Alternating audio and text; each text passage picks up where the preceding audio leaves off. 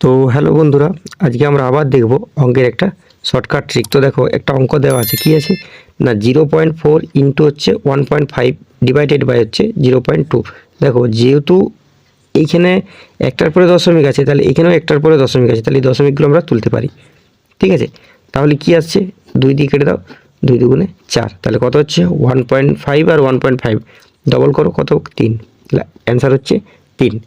আশা করি বুঝতে পেরেছো কি করলাম। আরেকবার দেখো অঙ্কটা কী দেওয়া আছে, 0.4 ইন্টু হচ্ছে 1.5 আর নিচে ডিভাইডেড বাই দিয়ে কত আছে 0.2। তাহলে যেহেতু এখানেও দেখো একটার পরে দশমিক আছে আর এখানেও একটার পরে দশমিক আছে, তাহলে এটাকে আমরা তুলে দিতে পারি। তাহলে সংখ্যাগুলো আমাদের পূর্ণ সংখ্যা হয়ে গেল। তাহলে 2 দিয়ে 4কে কেটে দিলাম, 2 দুগুণে 4। এবারে 1.5কে ডবল করো, তার মানে 1.5-এর ডবল কত হয় 3। তাহলে অপশান, এটা অ্যান্সার কত 3, অপশান সি হচ্ছে রাইট অ্যান্সার। আশা করি বুঝতে পেরেছো। যদি বুঝতে পেরেছো তাহলে চ্যানেলটিকে অবশ্যই সাবস্ক্রাইব করে রাখো আর লাইক কমেন্ট আর শেয়ারটা করে দিও। Thank you.